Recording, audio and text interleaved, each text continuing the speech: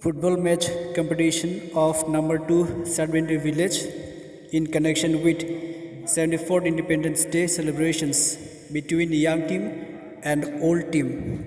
दिनै सातबिन्दो गामियाव 74थि भारतनि जिउ उदांस्रि सान बेजों लोब्बा लाखिनानै फुटबल मैच बादायलायनाय बेयाव लानाय जादों।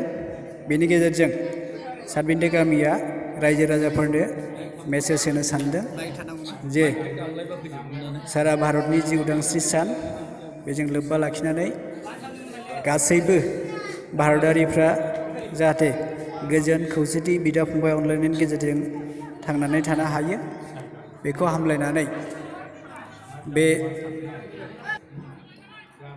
जोलुर बादायलायनायखौ खुंनाय जादों।